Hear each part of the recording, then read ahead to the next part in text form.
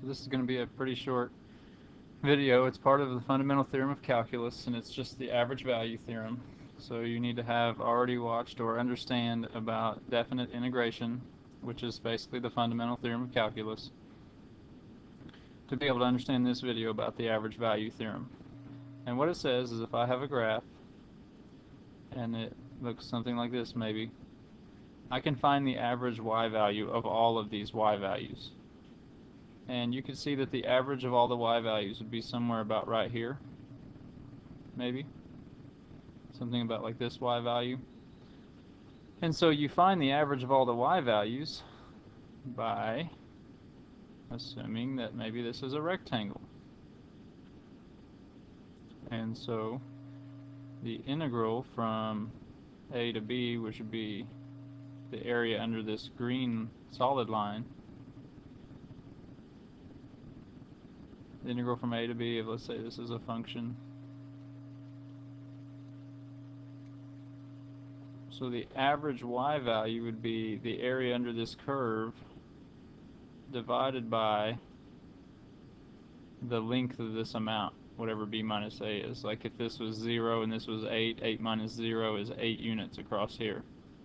Or if this was maybe you're starting at 2 and you're ending at 4, 4 minus 2 is 2 units wide. So this is the average value formula.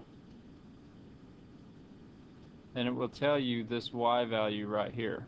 See, because the area of this box right here, if this height is the average value height, then if this is the true average value, then that height times b minus a will be the same answer as the integral from a to b of this function. See, because the area under this curve would be the same as the area in this box. So length times width is the length, b minus a, times the width or the height, however you want to think of this, times y. See, this is y high. That should be the same as the area under this curve. And so getting this y to solve for, you just say y is 1 over b minus a times the integral of this function from a to b. And some people write it like this, some people write it like this. This way over here is easier for me to remember because this is total divided by the amount that you have. So like just like finding a regular old average, you take your total and divide by how many you have or the amount that you have. Here you would take your total and divide by the amount of your interval. So for some reason this one's easier for me, but this is how most textbooks present it, and it's the same exact thing. So for instance, let's say I have sine x on 2 pi, 0 to 2 pi, the standard one cycle graph for sine x. The average value on that should be 0, and we can kind of see that if we look here. The average value is the x-axis, or 0. If you say the integral of sine x from 0 to 2 pi, and you divide that by 2 pi minus 0, let's see what we get. So the integral of sine x, you have to think back and say what graph or what function for a derivative would give me sine x. So the derivative of sine is cosine, the derivative of cosine is negative sine.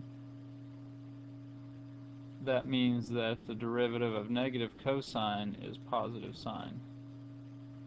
So that's what I want. So this would be negative cosine x from 0 to 2 pi.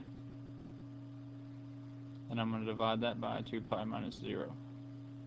So the integral of sine x is negative cosine x from 0 to 2 pi. So you do this, you just evaluate negative cosine of 2 pi minus negative cosine of 0 all over 2 pi, which is 0 divided by 2 pi, which is 0. And you can see that that's the case here. that the average value is 0. And so that's all about average value theorem. Now, you could have also done all of this integral right here, all of this work right here.